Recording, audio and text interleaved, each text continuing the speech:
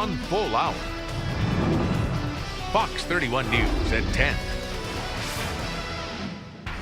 Good evening and thanks for watching Fox 31 News. I'm ROMNEY Smith. You may have recently seen furniture being sold out of the back of a truck in various parking lots. Well, that move has some furniture store owners upset, and they came to the Albany City Commission meeting today to say there's not a level playing field and that officials need to do something about it. Fox 31's Ashley Knight was at that meeting and connects us to the details.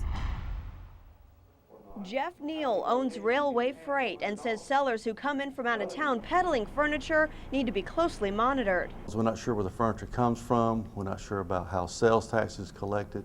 We're not sure if the furniture is new furniture or it's refurbished furniture. And other furniture store owners say it's an unfair deal when they have to pay more in taxes for property and insurance, and peddlers only have to pay a small fee of $100. Anyone coming into town to sell merchandise, like was discussed this morning, would have to buy an occupation tax certificate, fill out an application for that, as well as abide by certain hourly restrictions or times. Now, driving around Albany today, we couldn't find the peddlers, but if you've been anywhere near the inn at the Albany Mall this past week, you've seen them. They usually set up in an empty parking lot like this next to a very busy intersection. Now, one gentleman at the meeting today who didn't want to go on camera said he grew up in the furniture business, and he was driving by, saw one of these workers picking up a sofa over his head, one man. And he says if you know anything about what goes into a quality sofa, you would know that is impossible. He says worse yet, if you get it home and it breaks, you've got no one to return it to.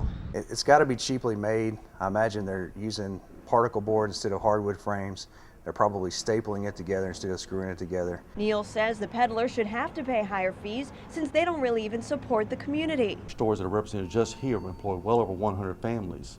And so we want to encourage people to buy from local businesses that live here, work here, and go to church with you here. City Attorney Nathan Davis will look at the ordinance and come back to the board with suggestions in the near future. Until then, stay connected to this story at mysouthwestga.com. Ashley Knight, Fox 31 News.